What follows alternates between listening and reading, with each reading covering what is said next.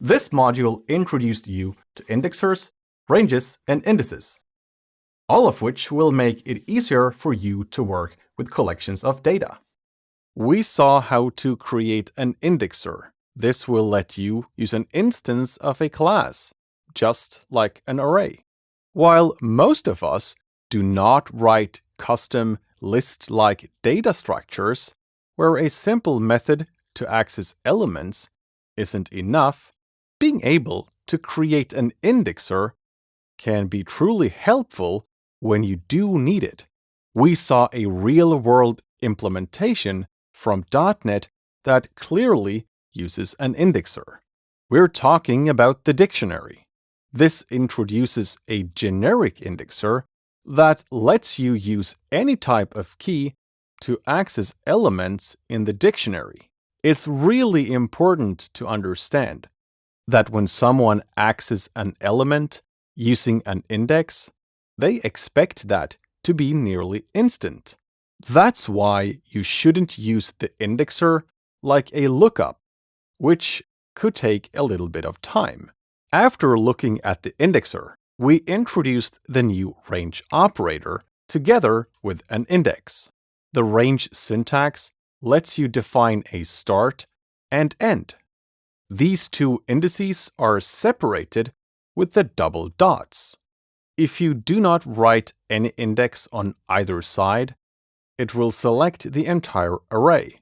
If you use the hat operator, you can define a range that starts from a number of elements off the end. For example, give us the last 128 bytes in this array. Using the range operator or range syntax together with the span of t provides a great way of working with slices of data. The span provides a type and memory-safe representation of a contiguous region of arbitrary memory. It can be used with arrays, unmanaged memory, and strings.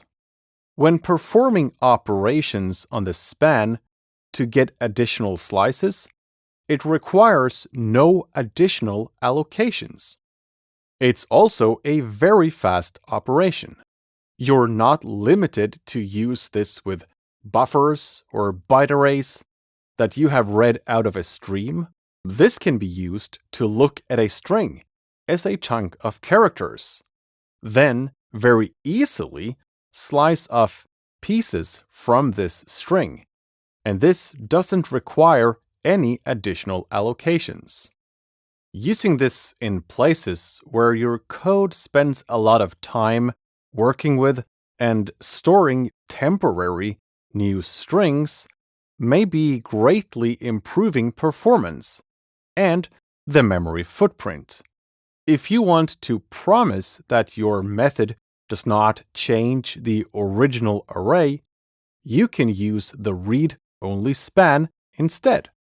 Keep in mind that you cannot use spans in methods that are marked as being asynchronous, and they cannot be fields in classes. The spans are ref structs that are allocated on the stack.